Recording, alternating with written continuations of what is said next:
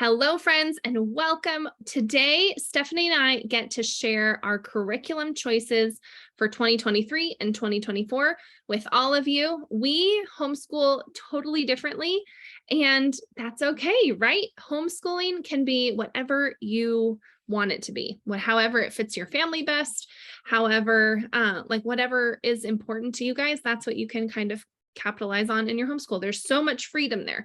So you'll see that Stephanie and I do things very differently. And that's awesome because we learn a lot. Actually, I learn a lot about homeschooling from Stephanie. So we're going to go through all of our curriculum options, one subject at a time. I have 2 kids I'm homeschooling. Stephanie has 3. And we'll tell you kind of what subjects we do together and which ones we have the kids doing independently. So I'm going to start with Bible. For our family, my husband teaches Bible at dinner time. So what we do in the morning, our homeschool day kind of starts with what we call table time. And that's when we do all of our subjects together. So we start in the morning with some kind of Bible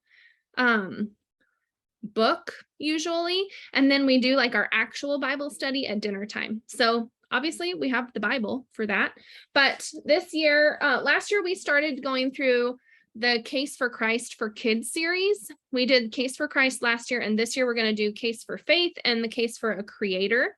So we're working through both of those. When I finish each of those, we're going to move into this book from Answers in Genesis. Quick answers to tough questions. It looks really good. It's got questions like, what is going on in our culture? Why is there division over creation and evolution? What is biblical authority? All kinds of different things.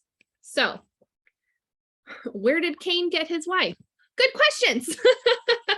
So we're going to go through these 3 books one at a time. We'll work all the way through one, and then we'll do the next one, and then we'll do the next one. We also are going through the Illuminated Catechism, which is a really fun, broken down version of Luther's Small Catechism. So we'll do 2 of these a week is my plan. It goes through all the chief parts of the catechism and then has a little bit of writing on it, and it also has, a place for them to color. So I love this because my kids listen better if they have their hands busy. So we will be working through this one all year long. It's not very thick, but we're just going to go through 2 pages a week, basically. So that's our Bible, this fun little stack right here. Stephanie's up. I love that. I want to look into that catechism. I made a note. It's beautiful. It's beautiful. So pretty. I got one for myself too, so that I can color. Follow along and color. Sorry, important to hydrate. Absolutely. So we actually do Bible a little differently. We're doing ancient history this year. So it's kind of infused into everything, and a lot of it is just stuff that we talk about. And I personally, Bible theology is an interest of mine. So a lot of what I teach my kids about the Bible is stuff that I'm kind of gleaning through my own personal study and then kind of infuse into our lessons. So it's difficult for me to pinpoint, yes, this is our Bible curriculum. But something that we do every mostly evening is this the story of the Bible from A to Z. This is from the Daily Grace Co. And it's a kids and family devotional. And it's pretty. I love that it's just really beautiful, but it's also really well done. It covers the basic narrative of the Bible, the creation, fall, and then redemption and salvation through Christ. So it kind of gives them that big overarching picture, which I love. And I found that a lot of times it's not even just what we talk about or just what this devotional covers. It will spark all kinds of questions from my kids, and we have just really good, juicing conversations. We'll end up opening our Bibles to find, the answer to the questions that they give us. So this is usually what I include in our bedtime basket. I know a lot of people do morning baskets, and we kind of do too, but there's just so much. I found that we were just sitting at the breakfast table for like 2 hours, and I was losing my kids. And then when it was time to do math, they had already sat there for 2 hours, right? So they were not into it. So a lot of this kind of stuff, I'll get them in bed, and then I'll go in and we do our read aloud, we do our Bible, and we usually do, I'll usually do a couple picture books for my youngest first.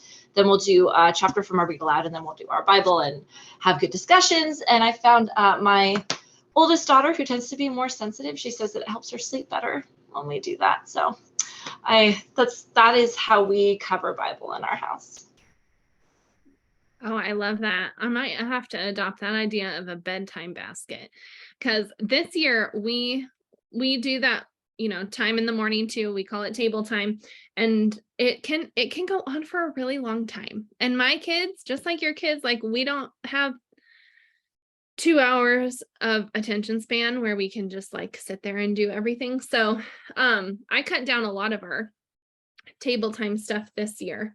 Okay, I'll go into the rest of the stuff that we do at table time, which is, I'll start with science. So this year, okay, well, I will caveat this part of the conversation by saying, we as a family do classical conversations. I'm going to talk about that in a little bit, but we try to base our science and our history off of what we're learning in this cycle of classical conversation. So this cycle is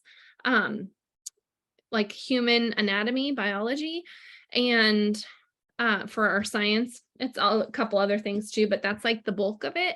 So we are going to use master books, God's Design for Life. These used to be 3 separate books, and they've combined them all into one now, which I actually really love. So it's the world of plants, the human body, and the world of animals. But since we are starting CC with the human body, we're going to start this book with the human body section.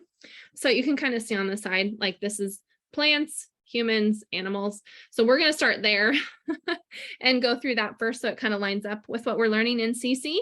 And I just read these out loud to the kids while they do something with their hands. I love it because they're really short, easy to read, really interesting, and everything has a solid biblical worldview. So I'm sold. This is the second year we've used it. Really cool pictures too. I feel like Master Books is really, that's one place where they really excel. It's their stuff is always so colorful and exciting. It always calls to me. But we're doing for science, the good and the beautiful. I'm going to tell you that I'm not a sciencey person. I hated science in school. Just didn't love it. Didn't grasp it super well. The only reason I graduated biology in college is because I took it over the summer, and it was a weighted class, and it was all of us who were not good at science taking it in the summer. So science is not my strong suit. For things that I'm not great at, I need all the hand holding, all of it. And I feel like The Good and the Beautiful has recently redone their science units, and it's perfect. It is exactly what we needed. We did their safety unit last year to kind of try out the new way that they've been doing things. And I was sold. So I was like, we're just doing this now. So right now we're doing botany, and I love their unit studies. So this is only, technically it says it's 13 units. And so we read through it together. It is very similar, I think, in that it's short lessons. The lessons do not take us that long to read through. It is pretty open and go, although I will say botany has been less open and go just because there are more experiments and stuff. But what I love, something that they've done that they did not do in the past, is now all the experiments are recorded on a video. So if you don't have the stuff or just don't do that experiment, you can watch the video, which is what we do a lot of times. We all have our little plants that we're growing that are, we're trying not to let die in the Texas heat right now. They're inside, but that's our like big experiment, and then we do that. So with botany, it has, this is the teacher's manual that I read from, and then these are the student journals that have all of their student pages already like put together. Previously, you had to print all this stuff out and put it together. Now it's all there for you, which is amazing. So this is their botany unit. With the botany unit, they always have like a book pack. I didn't get the whole book pack. I got the flower study book, which is just really beautiful. I mean, look at that. It's just so pretty. And there is a flower game that goes with it, which of course we're huge into game schooling, so we had to get the game. That is what we are doing for the immediate future. And then like right now, since our unit studies, they, like I said, they only last 10 to 12 weeks. Sometimes we do 1 unit a week, sometimes 2. So I also have birds that we will be doing with these student journals. And I also have paleontology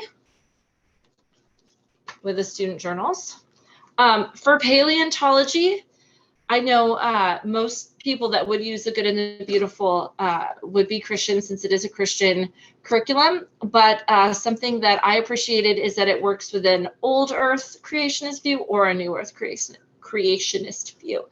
And so I thought that was really made it more accessible for more families. There's also a Snatch Birds of Prey game that we got for the bird unit study, and I think there's another book about songbirds that somehow didn't make it into my stack, but those are going to be what we're focusing on, and I'm pretty sure that will get us through the year, if not a little out. And if we have extra time, which we never do, but if we happen to have extra time, there's just so many rabbit trails that you can go on with these subjects, and so I think it'll last us through. Awesome. I love that. I used to use some of their stuff when it was like, print it all off, cut up all the cards, all that stuff. And it was like a lot. It was a lot. So that looks beautiful. Okay, I'm going to move into history next. We do science and history at the table together after Bible, but we only do 1 a day. So one day we'll do science, the next day we'll do history, and we'll rotate throughout the week. I only plan 4 days a week of school because our 5th day is classical conversations. We're gone from 8 to 3. So for history in CC this year, we are on cycle 3. So that is all US history, American history. And so we are going to do America's story from master books. Basically, all my stuff is from master books or CC. You will see that throughout. But I only have 2 and 3 here because we actually started 1 in January of this last year, because I knew we had 3 books to get through and I wanted to be able to finish American history by the end of the year. So again, these are short, easy to read aloud. I'll show you. They have a lot of like real life photos in them, especially as it becomes, more of a modern era. Sorry, 1 second. I just have a dry throat today. So we're using these. My favorite thing about these is that you can get the audio version for it. So we do a lot of reading at the table, but in a pinch, I love to listen to this in the car, like as we're on our way to CC, or hey, maybe we missed a couple chapters this week or whatever. Like we can easily catch up in the car. Each chapter is like 15 minutes long total. So super good. Along with that, we are going to do this book, Passport to America. Each page is like a 2-page spread of a state. So in CC, we memorized states and capitals this year for the first 12 weeks. So we're just going to read, every week gets about 5 states. So we're going to read about those 5 states throughout the week. And they have like really fun pictures and like fun facts. This is not a boring book. So we'll be going through all of those, both of the America Story books, and then that Passport to America. Oh, and it comes with a passport. So like, as you learn about each state, you can, like there's like a little sticker that you can like grab from the book and put on there. So that'll be like a fun little addition. So we're really focusing on US history. We're trying to finish up that entire set, America Story 1, 2, and 3 for the year, this year. And then fingers crossed, maybe we'll do like an East Coast trip and be able to see some of the places. That's what I'm hoping for. So that's history for us. Oh, that looks so fun. I love those kinds of books. My kids would fight over who got to put the sticker on the passport. Oh, you got 2. There you go. That was smart. So my history is a little bit different, and I kind of changed what I was originally going to do. I was going to use Layers of Learning, which is a very kind of build-it-yourself curriculum. And I love that idea when it comes to history, because that is something that I'm super into and don't need a ton of hand-holding for. But the stage of life we're in with having 3 learners and also having a move coming up, I just realized that I needed something simpler. So I had already purchased the History Quest Read Aloud. I purchased the PDF. So this is what, and you can buy the actual book as well, History Quest Early Times. I would say it's very similar to a story of the world type thing, although this is from a secular perspective. I wanted a secular perspective because I wanted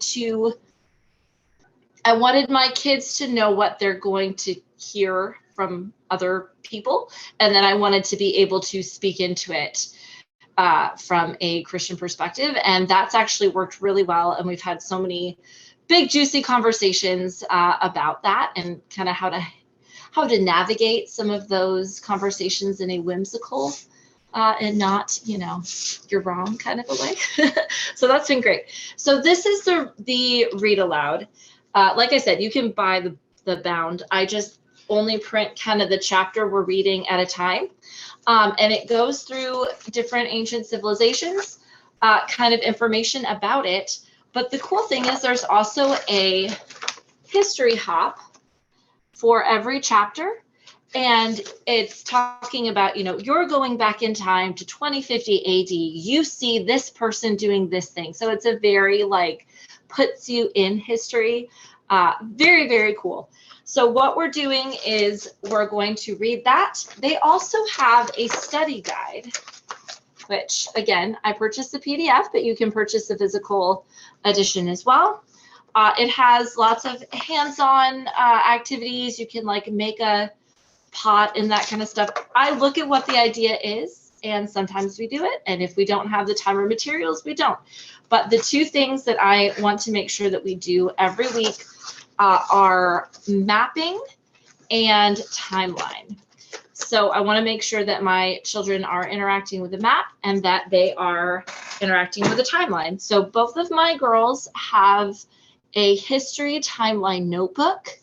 And this I got off Amazon. Megan from School Nest makes these, and they're just so pretty. And they come in different colors. This one is blue.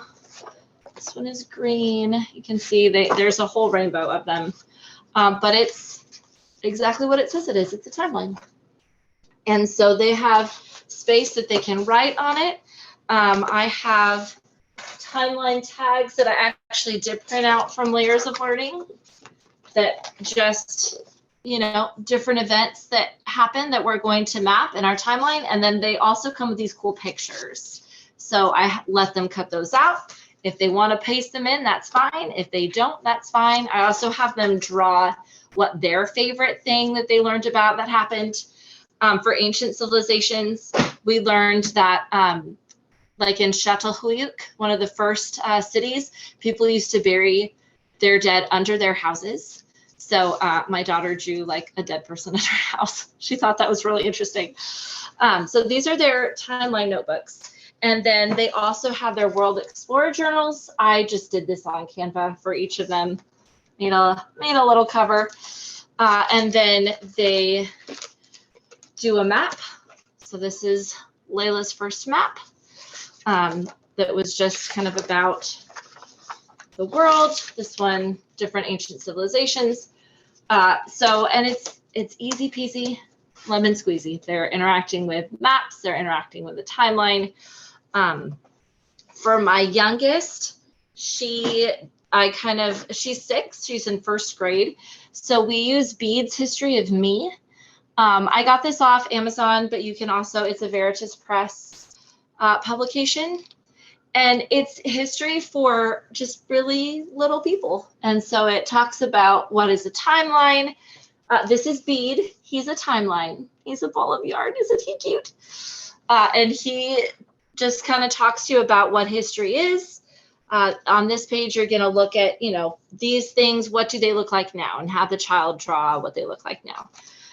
And so I try to integrate these activities whenever we have a chance, whenever they kind of line up with what we're studying. And some of the activities are fun. You make a timeline, like you jump, you skip, you hop, and then you write down, here I jumped, here I skipped. And I had all my kids do that, and they thought it was really fun. So we also have some reading that goes along with our history.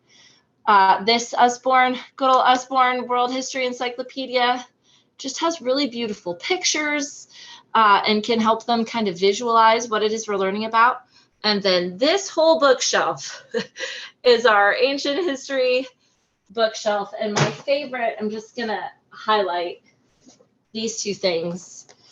This is the Ancient World Atlas.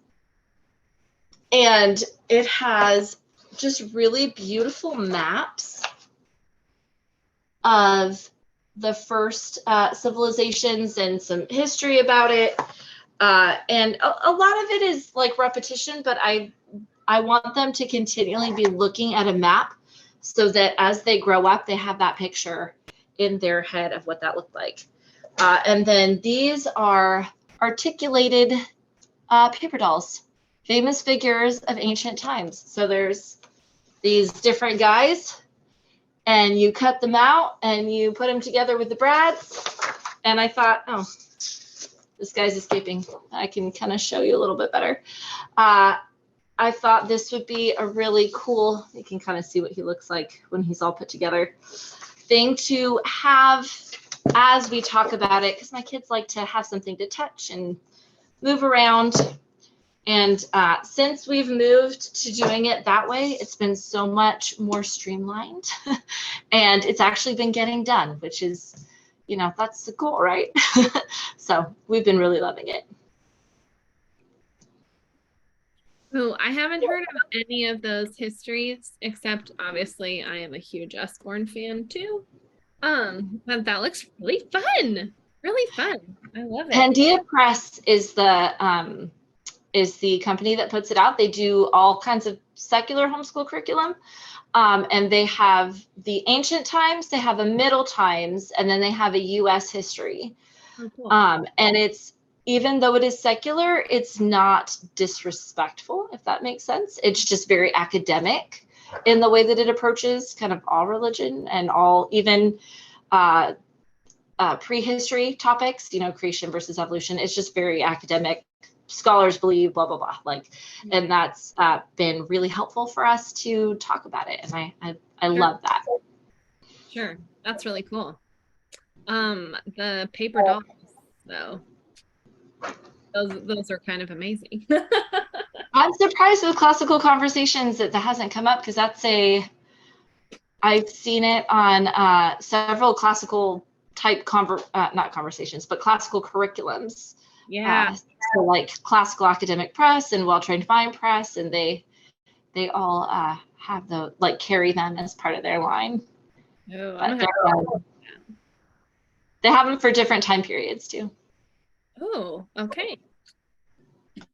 All right, let's dive into language. We'll save math for the end.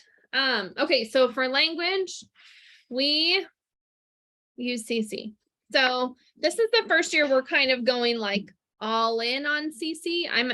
So foundations is what we do in the morning. It's not really language, but there's language incorporated into it. That's when they do their presentations. So they get public speaking, they prepare their presentations all week. And then we memorize like grammar throughout. So every week we go through like 7 different things that we memorize, and English is one of them.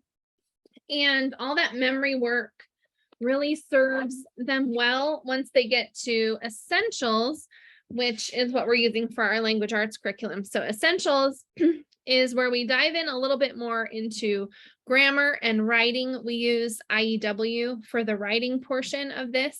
And actually, I'm tutoring the essentials class this year. So we're going to use this as our complete language arts curriculum, and then add in some read alouds also. But really this in particular, I think I left my IEW book downstairs. I'm sorry. But this one in particular goes deeply into grammar, into diagramming sentences, all of that kind of stuff. And then with IEW, we do their writing curriculum, and that is themed along with our cycle. So we're doing essays on US history this year, and they really build on teaching you how to write. So we do keyword outlines, we learn about structure and style. That's kind of what IEW is known for, is structure and style. And as a writer, I love the IEW curriculum. So I'm really excited not only to go all in with my kids this year, but also I get to teach it. So that is my job this summer, is putting together all of my plans for this guy. But during the day, we will do we do something different in CC when we're in our essentials class, but then throughout the week, for the grammar part of it, they'll diagram sentences, they'll edit paragraphs. I'm going to add in IEW's Fix-It grammar as well, so that they have some editing practice. That's important to me. And then a little bit of copy work. We'll use copy work for our handwriting. So that's the grammar portion. And then the writing portion is kind of divided up by the day of the week. So we start our keyword outline in essentials class, and then the next day they work on their rough draft. If they need to finish up their keyword outline, they do that. Then the next day they work on their rough draft, and then they edit with mom, and then they add in what they call their dress ups. And that's just like making it sound better, right? And then at the end they do their final draft. So each one of those lands on its own day of the week. So we have class, and then we have 4 days worth of writing work. And some days are easier than others, right? Like the rough draft day is going to take longer than editing with mom, depending on the day and the paper, really. I don't take it easy on my kids. Editing matters to me, and I want them to be great writers. So so we work on that. But their final draft, they can write, and it's handwriting practice, or they can type it and it's typing practice. So really it goes either way, but they're writing 1 paper a week. And so that could be for both my 9-year-old, my rising fourth grader and my rising seventh grader, they will both be doing the same topic, but their writing will be at different levels, right? So Emily might write 3 paragraphs, 4 paragraphs, 5 paragraphs, and Nathan might write 1 or 2. And that's okay, because we, like, in essentials, we have 4th through 6th graders. Em's doing 1 more year in essentials than you typically do, because we skipped a year in there when we put him in school. So this will be her 3rd year in essentials, even though she's in 7th grade. But we, like, everyone learns the same thing, and then at home you do it at your level. So that's our language arts, and I'm really excited for it this year. We've used a lot of different things in the past, but I finally came to the acceptance that if we're going to do CC, we should probably go all in with the stuff that CC already gives us, right? So that's what we're doing this year for language. I mean, definitely makes it easier, right? So you don't have so many moving pieces if you're already doing that. I can see that. I've heard so many good things about IEW, and I'm considering it, but I think we would use the videos probably, and I don't know that my girls could sit through a 20-minute video yet. My middle daughter probably could, but my oldest daughter has ADHD, and that's not her strong point. It helps that we go through all of that in class. Yes. So everybody's together. We started in class, and then I don't think we could do the videos well either. It wouldn't be the same. I think a class like that would make it fun. I think they would probably do well with that. But since we don't have that, we are doing language arts. Looks like it's a lot of moving pieces for us, but it is actually kind of streamlined the way that we do it.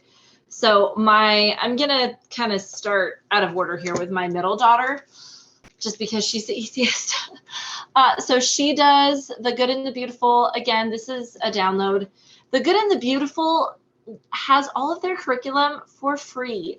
And this is really good stuff too. They just redid all of their language arts curriculum. When she was in 2nd grade, we went through their level 2, and she did fine. She's a lot more mathy, I think, like comprehension and that kind of stuff. She's fine with it, but it's not her favorite, right?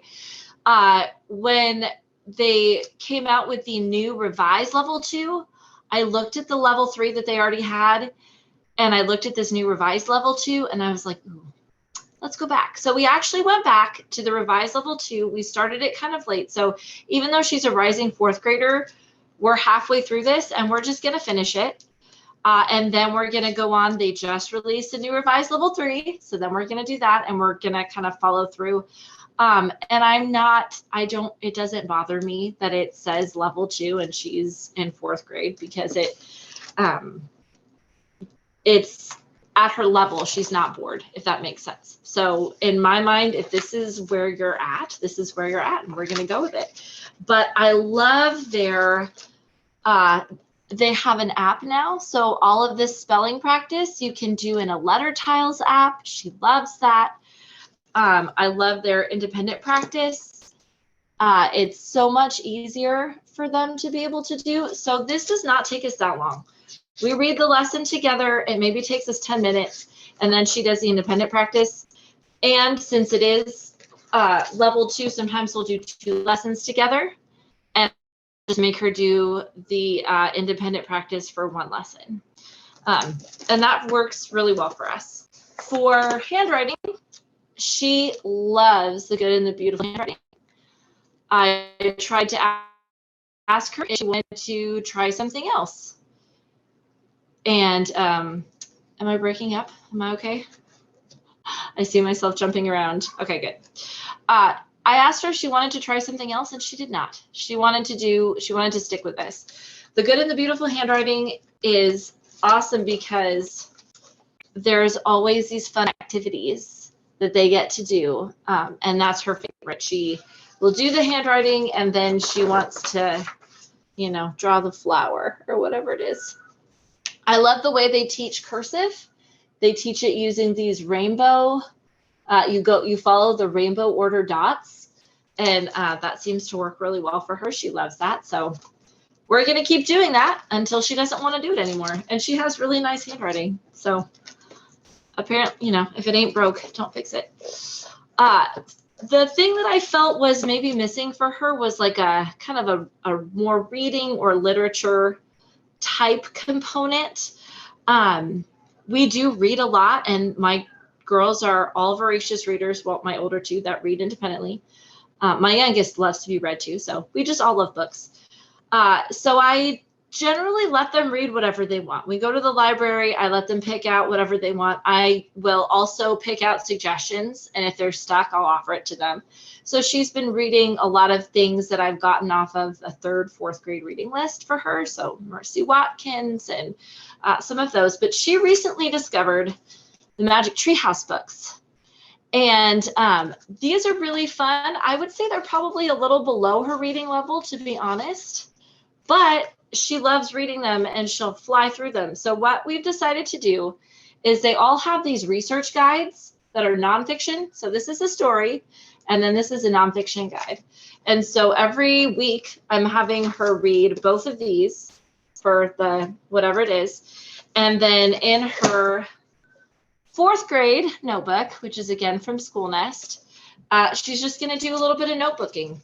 There's the amazing thing about the Magic Treehouse is on their website, they have like full-on lesson plans for all of their books. But what I think we're just going to do is have her draw a picture for each book, write down 3 facts she learned. They have you write an acrostic poem, which I thought was so fun. So have her write a little acrostic poem, and then that's it. And she's got some practice with research. She's got some practice with writing, and a little bit of literature in there as well. So I thought that was fun and easy for her. For my youngest, I'm teaching her to read. We've been teaching her to read for a little while, but it takes however long it takes. My children have all learned to read at different ages. She is 6. She can blend pretty well, so she can read like dig. But to read I dig it in a book and kind of understand what that means, we're not quite there yet. So that's just what we're working on, is fluency. She wanted me to put her stuff in the Spider-Man riding a unicorn binder instead of, laminating the cover. So fine. We did the Good and the Beautiful kindergarten prep. And then I moved into the actual kindergarten. As we started moving through it, though, I realized, so there's also the level K, and this is also all new and redone really well. To me, it feels like all the best phonics curriculums had a baby. So it feels like it's the best of All About Reading, and it's the best of Logic of English, and it's the best of Explode the Code, but it's all in color, and it's pretty, and all of those things that the Good and the Beautiful is known for. As we started working through it, though, I realized that we were still weak in some areas. So I went through and printed off, I would say, the last half of the kindergarten prep book. And we've been working through that. She's been working through it quicker and seems to have a more solid grasp. So we're almost done with that, and we'll start K again. So the kindergarten has those beautiful pages. It has these, it's the reading booster cards. So you do these little, practice, kind of like those fluency sheets that All About Reading had, but they were just so long and made me and my children cry. So these are like small and short, and we can just move through them. And it just says, work on this booster card in the lesson. It'll tell you to do that. And then they also come, I printed this one and bound it myself. This one I found, we have a local homeschool store, which is where I get a lot of my stuff. I know we're lucky that way. But these are from the Good and the Beautiful, and these are just their first readers. So I dig. You can kind of see how that is. And like I said, she can read these, but she's still not to the point where she can fluently read them, and that's fine. We'll work on them until we're done. For handwriting, she also does the Good and the Beautiful. I printed off their level K, and it's same concept. I love it because there's not too many letters. Something that a lot of, especially kindergarten and first grade handwriting books do is they'll put like 5 lines for them to write, and that's just too many for little hands, at least for my daughter's little hands. She gets a little antsy because when my other daughters are doing their table work, so we do this kind of separately together, but then when my daughters are doing their table work, she wants to do something too. So we picked up this book, I Can Doodle Rhymes, and it's just writing and drawing practice. So here it tells you where Nate skates. Nate skates. So then you write the letters in that are missing, and then you draw Nate skating. And she decided that Nate was going to be skating on a bicycle with giant wheels. And this one, the skunk, so it's a skunk in a trunk, right? The elephant's trunk. I told her, draw a trunk. She's like, can the skunk have a trunk? I was like, sure. She's like, the skunk has lots of trunks. So that's a skunk with lots of trunks. And that's her table work. That works really well for her. For Sophia, this is my daughter who has some learning differences. So she requires more moving parts.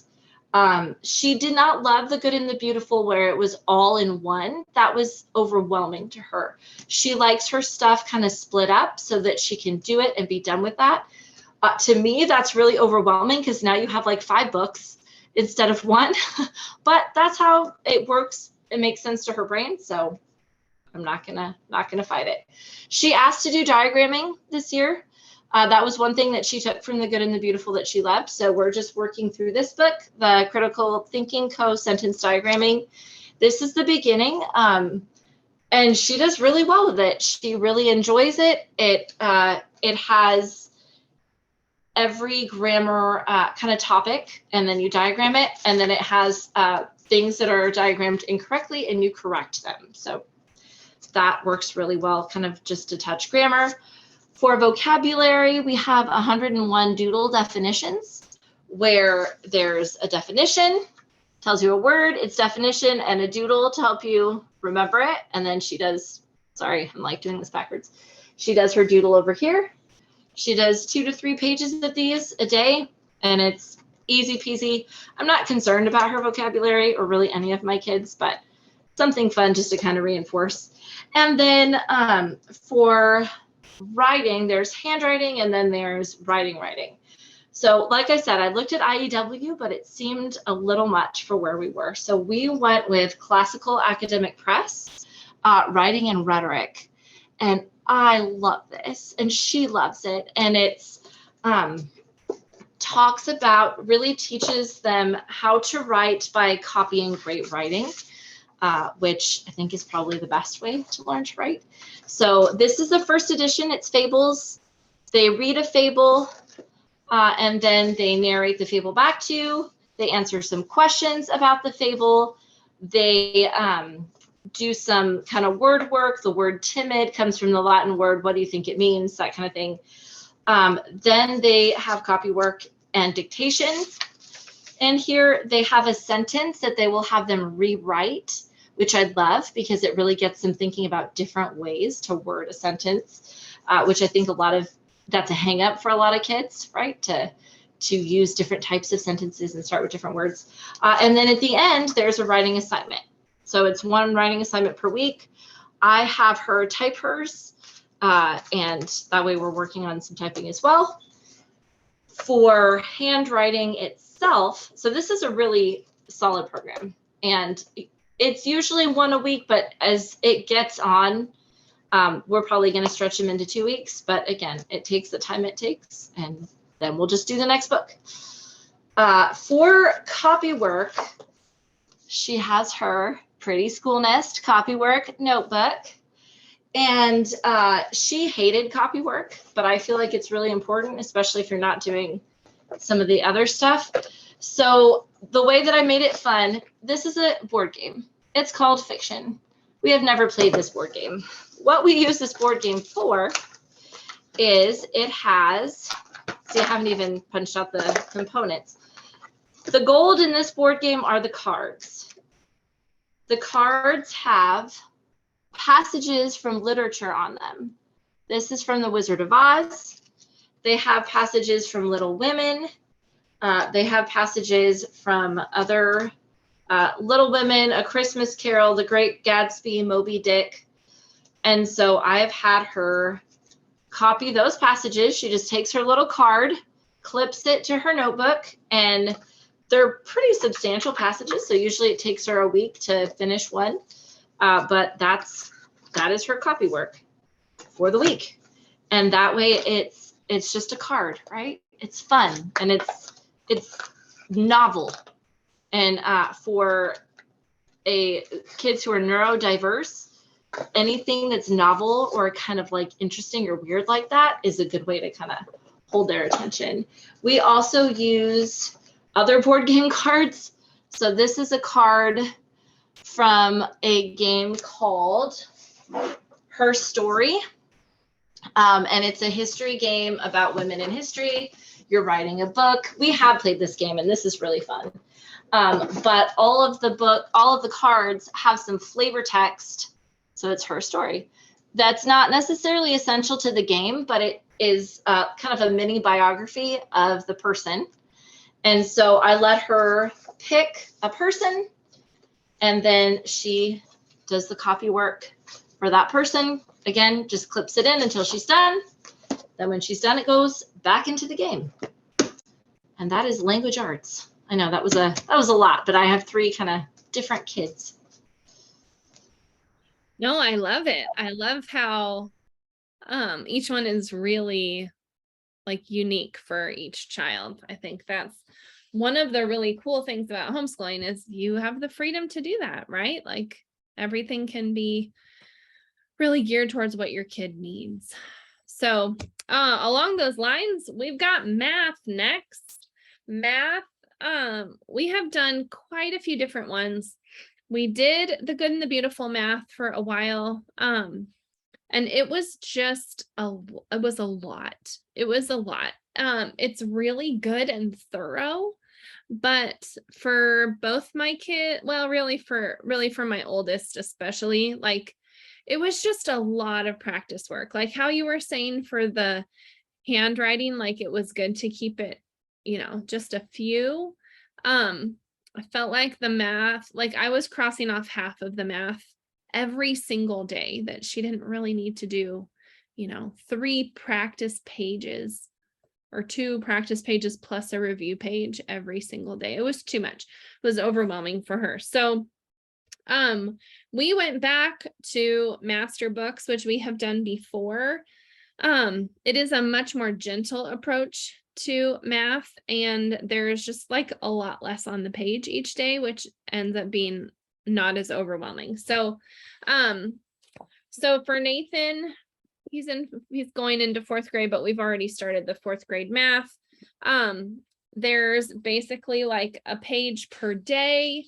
It looks more like this, where it's just not like super overwhelming. He can look at this and be like, yeah, I can do that many division problems, no big deal. Whereas before it was like, Mom, do I have to do all of these? This is going to take me an hour or whatever, So Nathan loves math. He's good at math. So he'll fly through like 2 or 3 lessons a day, since they're they're only like 1 page each. They kind of come in weekly sections. So the week starts with a story that has to do with whatever the theme is for the week. This one is like division with a remainder and a single digit divisor. So they finish the story and then they have 1 practice page every day for the week. There's not a lot of like spiral review. This is more of a mastery approach, but they do have some review built in, like that's related. So like in this division section, we're reviewing math facts, which does help with division too, right? So and then at the end of the week,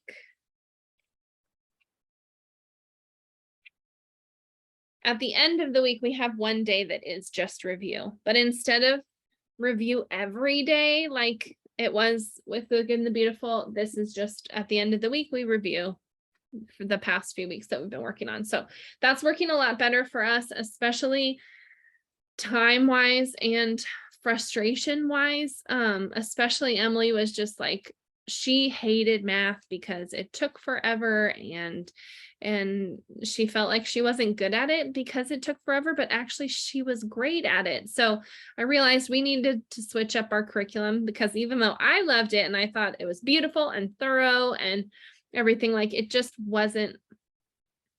Our goal is for the kids to love learning. And so if we get to a point where they really hate a subject, I feel like it's my job to figure out a better way for us to approach that subject so that we can continue having a positive approach to learning. So that's what we did. So that was Nathan's math. Her math, Emily's math, is also from master books.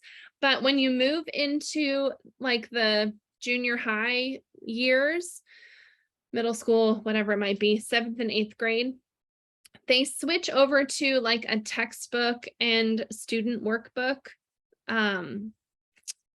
like setup, right? So this is the textbook, and it's really like independent reading every day. So I mean, it's legit a textbook. It is black and white. There is nothing beautiful about this book. Like coming from the Good and the Beautiful to this, I was like, is it going to be boring? But she loves it. She loves it. So like each section starts with this heading, and then it goes to the next heading. Like this is kind of a long one, right? That was like 3 pages. So we're going to work through this fairly slowly, but so far she really likes it.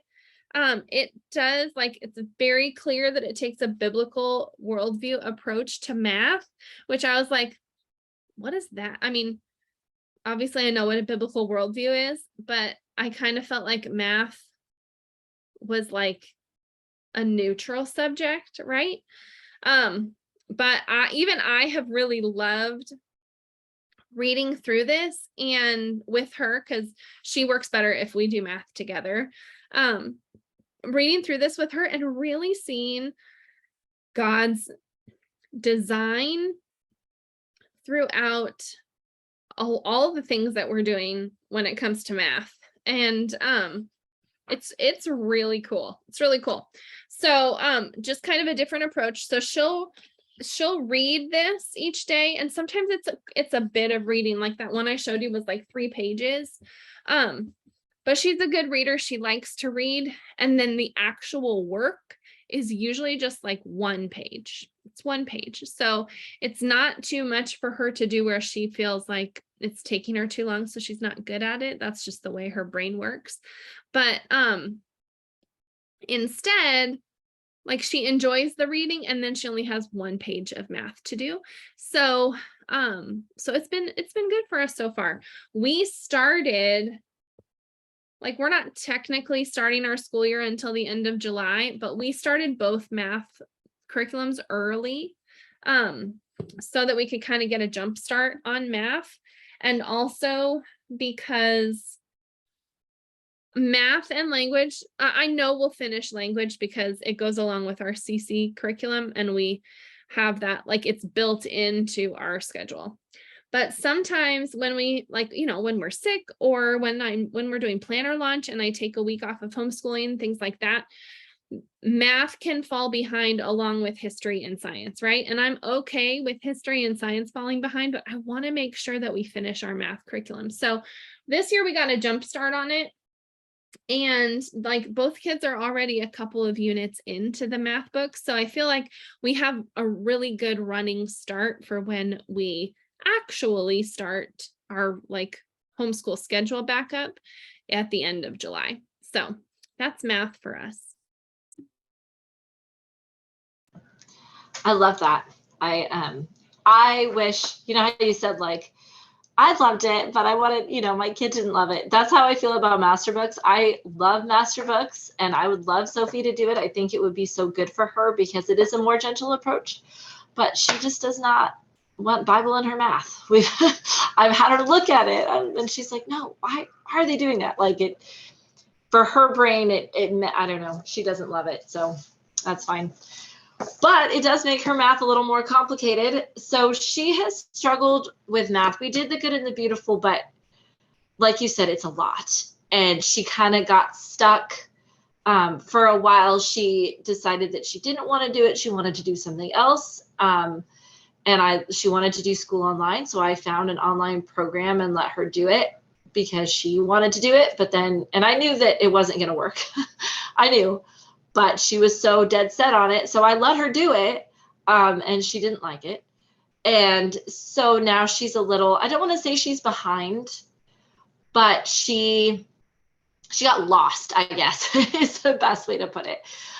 So now we're taking a goals approach to math, I guess is the better way to put it. So my goal is that in 8th grade, she is ready to do pre-algebra. So that is kind of how I'm approaching her math. So in order to do that, what does she need? She needs a firm grasp of multiplication and division.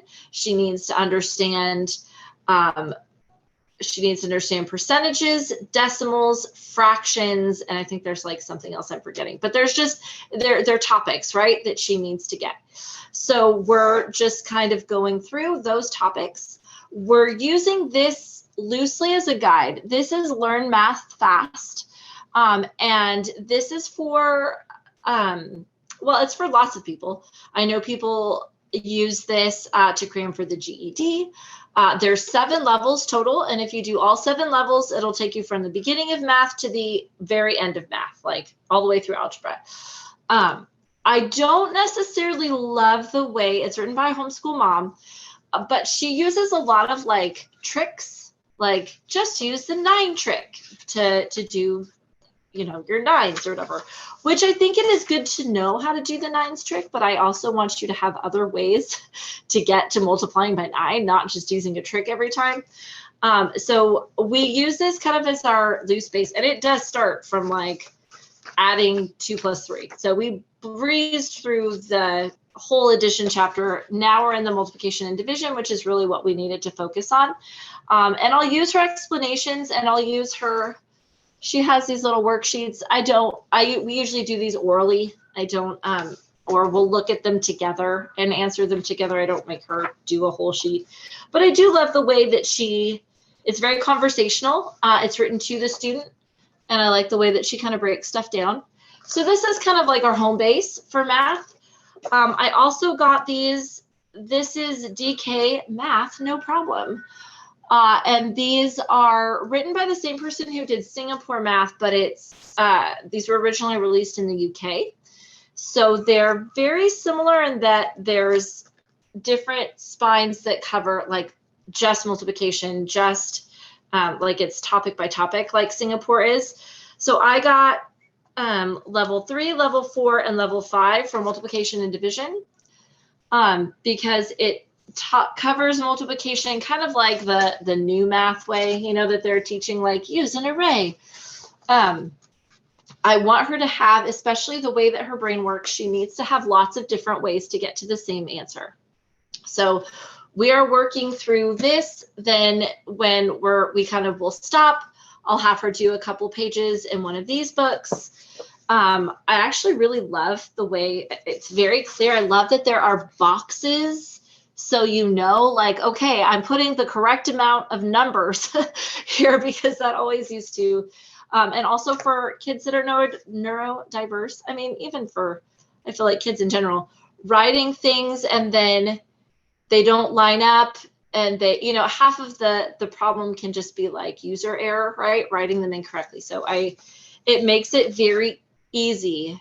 Like it removes a lot of the barriers to just the learning. And that's interesting what you said about Emily, that she felt like she was bad at math because it was taking her so long, but she actually was not.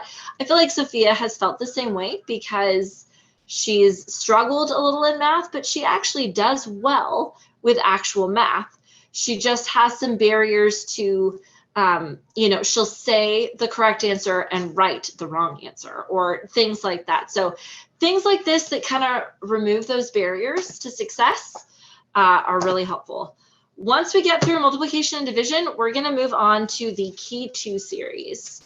And these are old school. I stumbled upon these on a Waldorf blog, but I love them because they're these, I mean, these look like Scantron booklets. They are like recycled paper, but there's one for every subject from fractions, decimals, like all of those subjects that we talked about, all the way up through geometry, algebra, pre-algebra, algebra 1, all of that.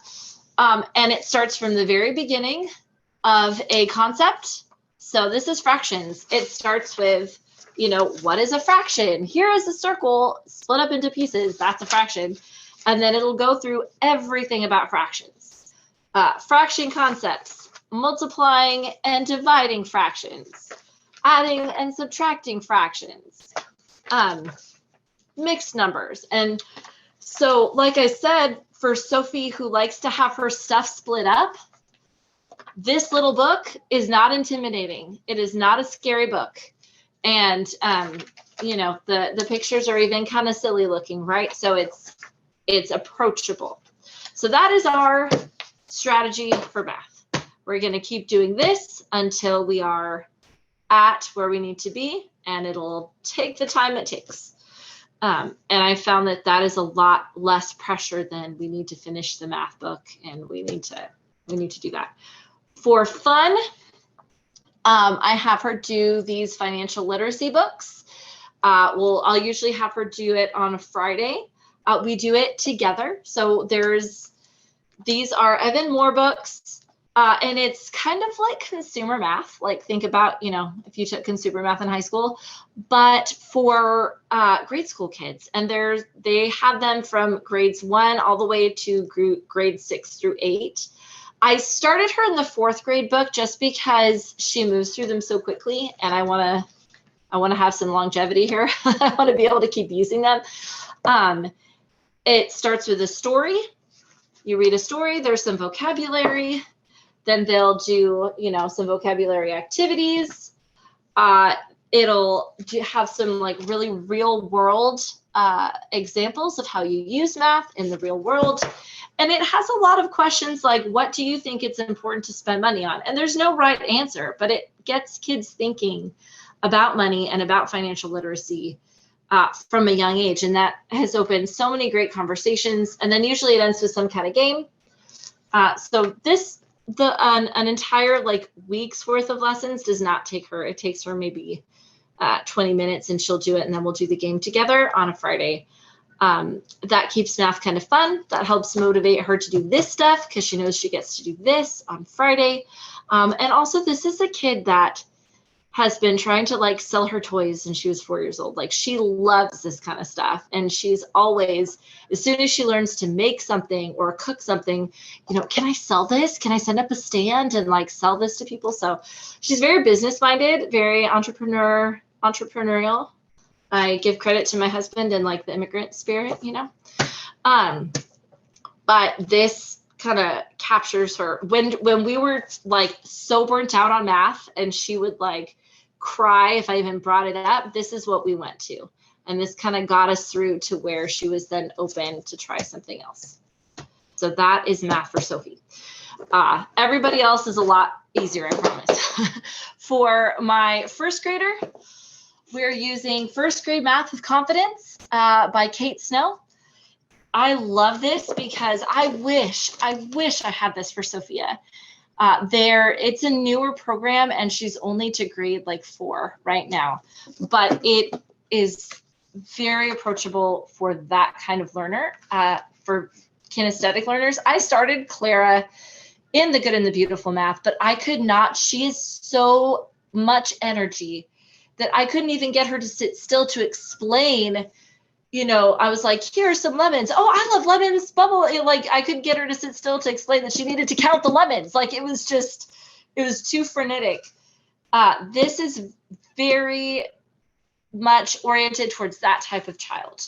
You start off with an activity, you know, have your kid wink their left eye, have them wink their right eye, you know, for left and right. Have them count by twos. Throw a ball back and forth. 1, 2, 3, 4. Like involves movement. And the lessons are. This is the parent book.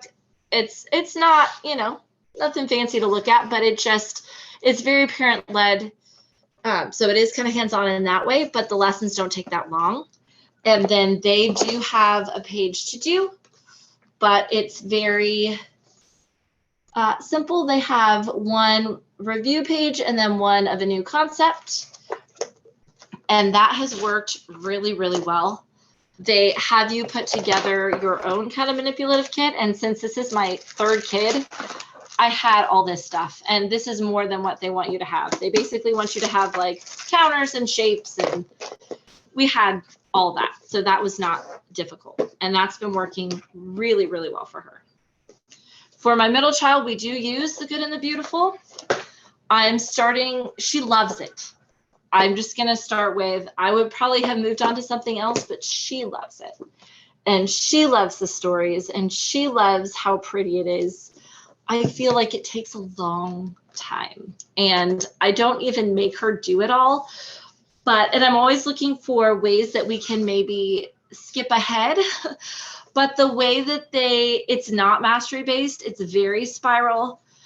Which was also something that frustrated my older child. She likes to learn something and learn it all. Layla doesn't mind. She's like, okay, what are we learning today? That's cool. It bothers me because I can't skip lessons. Like if I feel like we've mastered a subject, I can't be like, all right, now we're going to move on to, this lesson. No, because first we're doing area. Now we're doing, measurement. And so I don't love it. I feel like we've been in level 3 for a really long time, but again, if it's not broke, I'm not going to fix it. I think I learned that with my older child, that I don't want to frustrate her. The most important thing is that she loves it, and she loves learning, and she loves math, and she feels like she's good at math. So as long as all those things are humming along, we're just going to keep going. And I might try to find ways to kind of shorten it up and move it along. I never make her do all the review ever. I will have her do one or the other. And sometimes she'll do more than what I told her to do because she loves it, so that's fine, but I'm not going to make you do more. So that's math. All right. Our last group of items is what we have very specifically called extras. So we will each share the extra stuff that we're kind of adding in here and there throughout our homeschool experience. So like I said, since we are doing American history this year, I chose a few different read alouds that I want to kind of focus on that have to do with American history in some way or another. So we are starting with the Little House collection. I've never read these, you guys. I've never read any of these.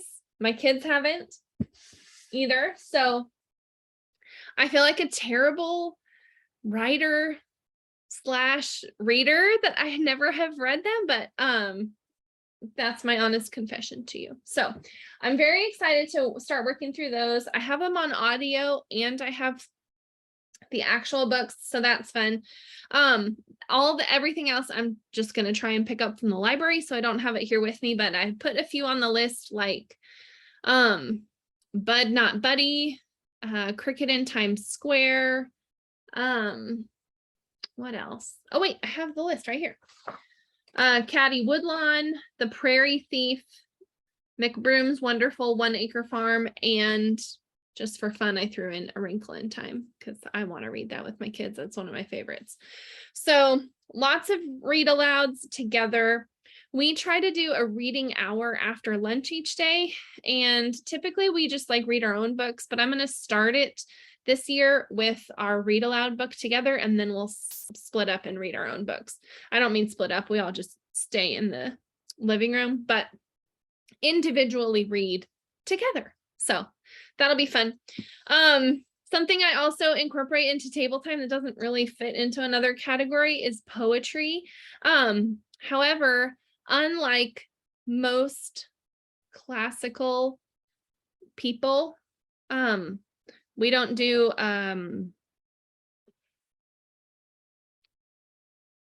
what I might call boring poems. We don't do those. Okay. I was trying to say it a nicer way, but I don't know how. So we stick with funny poems. We're working through Shel Silverstein. There's a National Geographic book of animal poems that's really fun and funny. We'll work through that when we're doing our science World of Animals, the animal portion of the science book. And then I also have the book of poems that is like Mr. Rogers' Neighborhood. It's a Beautiful Day in the Neighborhood. I think that's what it's called. And those are just like fun and sweet. So we're going to read through those also. And then I have 3 Usborne books that I'm just going to kind of keep out and around, and we're going to pull from them as needed. So the first one really goes along with our essentials curriculum, and it is grammar and punctuation. So this is like, I mean, I love Usborne. Everything they do is pretty cool. But it's like more about verbs. There's a lot of pages that say more about verbs. And so when we're talking about verbs, in essentials, I can pull this out and just have a little more fun with it. Or I can say, hey, why don't you go look up verbs in the grammar and punctuation book? Articles, all this stuff really helps with sentence diagramming. It helps with the memory work that we're doing. So we're going to throw that one in there this year. And then to go along with history, I have this one that is Understanding Politics and Government. And it's really cool. Like, I feel like I'm going to learn something too. Now, this is not just American history. Like, it goes into empires and emperors, like different types of government throughout history, local politics, federal politics. The chapters are really cool. All kinds of governments, political systems, elections and voting, political change, political ideologies. And chapter 6 is just called Big Questions. So what are human rights? Can war ever be justified? What is terrorism? What is prison for? What is freedom of speech? So Usborne does not come at anything from a Christian perspective. So I feel like these will be really fun conversation starters. And we will probably go through this with my husband because he is a total history buff, and he would be really sad if we went through this without him and left him out of the conversation. So he teaches theology and he loves history. So that book will be perfect for him to go through with the kids. And then the last one is also an Usborne book, 100 Things to Know About the Human Body. So this is just like super random info, but it's fun and it's really geared towards the kids. So too much sugar might make you lose your feet. Human DNA can turn moss into medicine. Like really random things in here, but then it like goes into explaining how it goes. That one was sort of like fear-based. We're not really into that, but the language you speak affects the way you sneeze. Interesting. So we'll read through one of these at a time. Like there are, let's see, how many?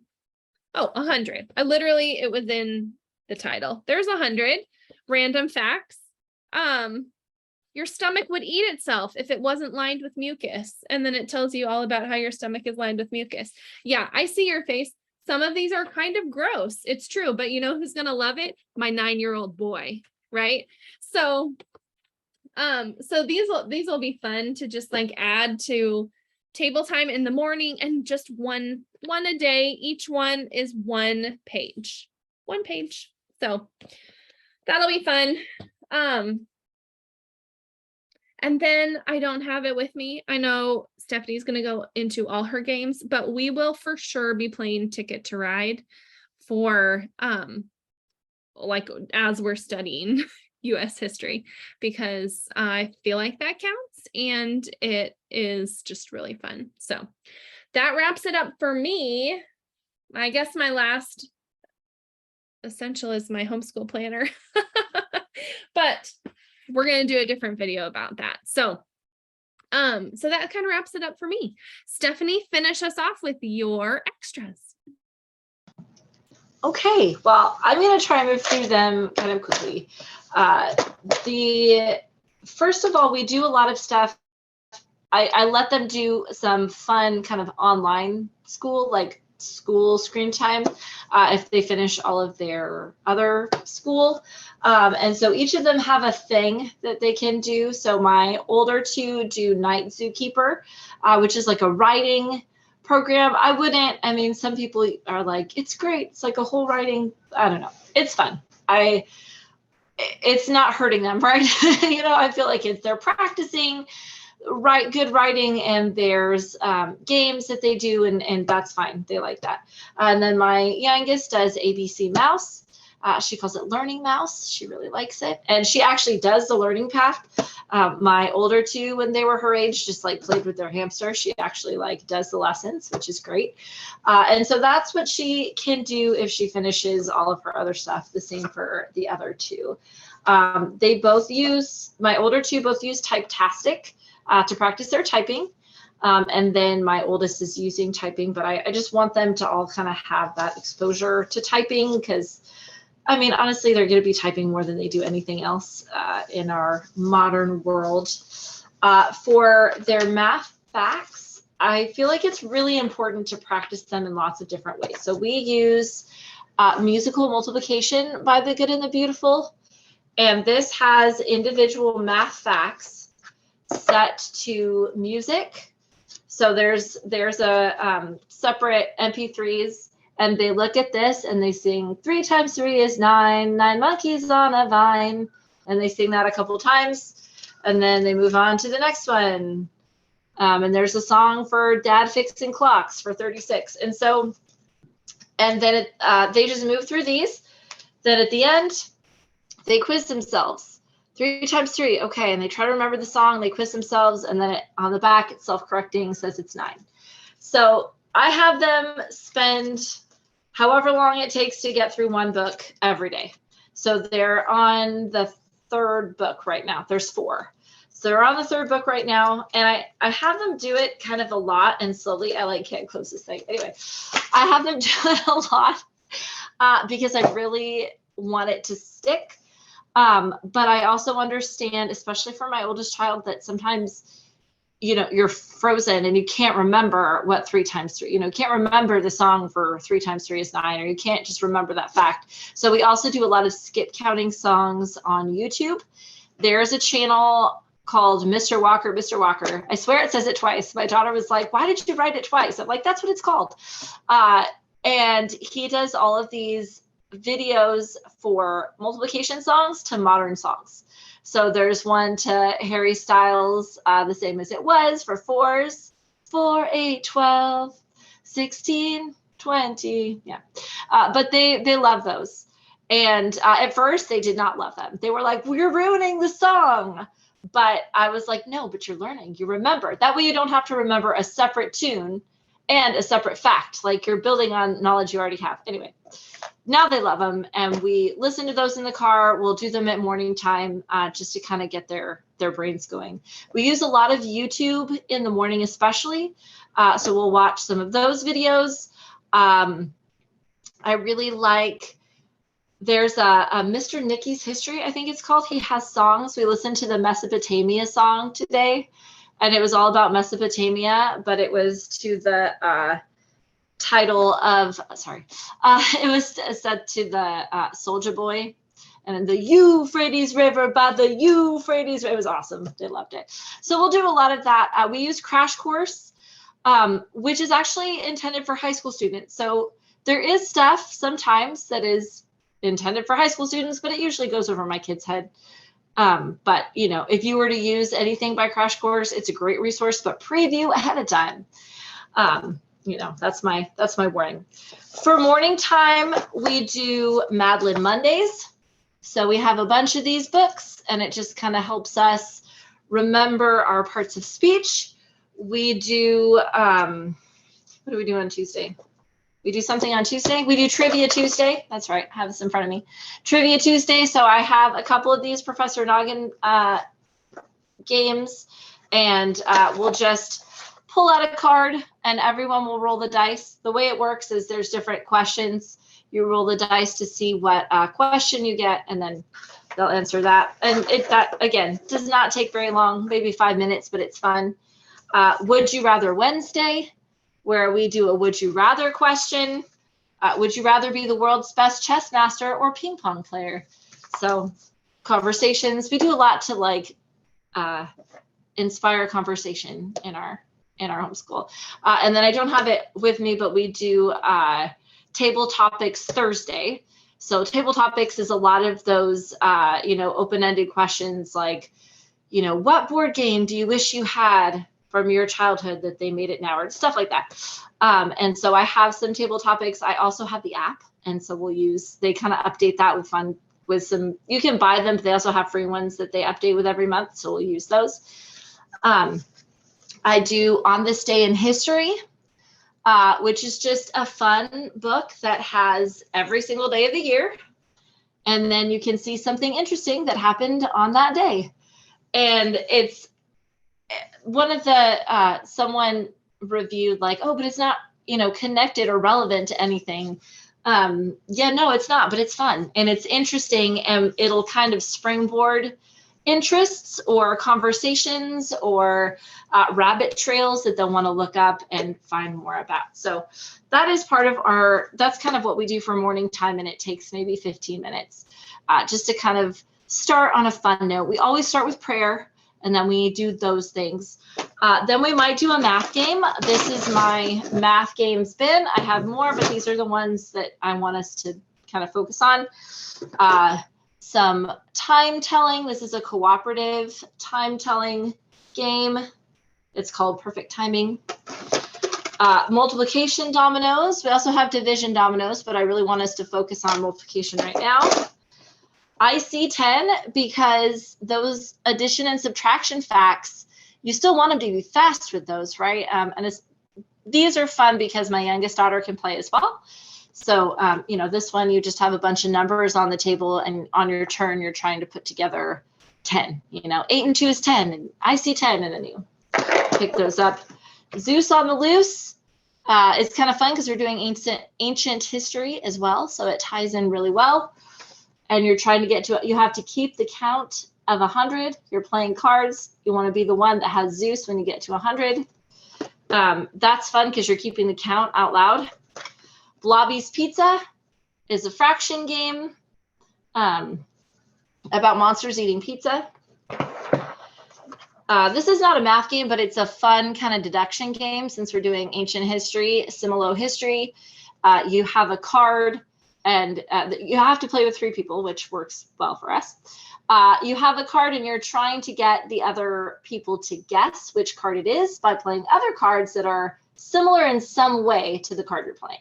So it could be, oh, they're both women, or they're both from this time period, or whatever. That's fun, deduction. And then we just have our jump games, jump 1, jump 2, and I have jump 3. And these are just, you play a card, and then there's 2 piles, and you need to either play the next number up or the next number down. So this is, you play 1 number up or 1 number down. This one, 2 numbers up. So, if you play a 6, you have to play an 8 or a 4. And then the third one is when you're really starting to get into multiplying, and, your multiples of 3 numbers up or 3 numbers down. So those are our basic kind of warm-up math games. They're fun. They're fast. They don't take that long, but they get us thinking about numbers or, deduction. It's that same part of the brain, right? I kind of lump it all together. And then we have some bigger games. I already showed you guys Her Story, which is, it does take a minute. And I usually do this when my younger daughter is, doing ABC Mouse or something, because it takes about 20 minutes, but it's really fun. My kids can do it now with some adjustments, my older 2. We also have trekking. You were talking about Ticket to Ride. This is in the same vein, trekking through history. And this is another one that I got because of the flavor text. You're going to go through all different kinds of places in history. Covers a lot of different events. And I figured we could also use these cards for copy work. And then Trekking the World is a map game. So I want them, it's a geography game. You're trying to collect these, memories. You're creating like a scrapbook. It's really fun. So those are Friday games. That's like, these take a chunk of time. And we do this if we have finished everything else. And then the last thing that's really become essential to our homeschool curriculum are knowledge crates. And these are chock full of stuff. I'm not gonna go through the whole thing because it would take a long time, but I am gonna show you the guide. There's a preschool and a school age. My daughter was a little offended that I got the preschool one for her, but I would consider it like pre-reader, like not necessarily preschool, but it's pre-reading activities. And so they have guides that come with the activities. And all of these activities are everything you need in a little baggie sealed. So you can do elephant toothpaste. Everything was in a baggie. I didn't have to do any prep. It was all there for me, and I just did it. There was a slime kit. There's Bananagrams Duel. So it came with a full-size game in the kit. It came with a drawing pad and a drawing book. And so there's all kinds of stuff. I believe they're $99, but they have like 30 activities, or maybe I'm overstating that, like 23 activities, something like that. They have a lot of activities. And we have just kind of started getting into them. They all come with 5 books as well. And you get a significant sibling discount. So if you pay full price for one, then you get like $30 off the other 2, even though they're full crates. So that's awesome. And this has been, I would say I would not homeschool without this for the fun stuff, if that makes sense. Because I'm the kind of mom that is aspirationally fun, right? I want to do all the fun things. I'm like, we're going to do crafts and we're going to make art and it's just going to be amazing. But then we never get to it because I didn't pick up that one thing for the science experiment, or we did, whatever. And I just hate that. And my kids don't like it. And I'm not saying it all has to be fun and games. We do a lot of we do work, right? We work hard here, but I also want that to be a part of their experience. Those things that their art back there, that was part of the knowledge crate as well, that they did. So I just feel like it makes it easy to be a fun mom. So I'm a fan. I love that. I actually feel like you're a very fun homeschooling mom. Like with all of your games and all of the fun notebooks and things like that. I feel inspired by all of your fun right now. I feel like I want to go run out and buy a couple of those games. So maybe we will. All right. Well, I think we shared it all. Yeah, good job. Good job. All right, friends. If you want to know more about all of the games that Stephanie uses too, we actually have a blog post coming up soon that's just about game schooling, and we have a whole guide that Stephanie put together for you alongside that blog post. So look for that within the next couple of weeks. But until then, I hope that you guys are enjoying homeschool month. We will be talking about homeschool stuff for the entire month of July. We've got a free planning workshop for you. We have the game schooling guide for you. Just a fun celebration of homeschooling all month long. And then on top of that, the homeschool planner is on sale this month. I have a hardcover on mine, but our homeschool planner is on sale this month. And so we'll drop the link for that below too. It is totally customizable. You can put it together with just what you want it to be, just like our SOS planner, but really geared toward homeschooling. So thanks for hanging out with us for this super long curriculum packed video. We are so grateful for all of you guys. Have a wonderful homeschool month.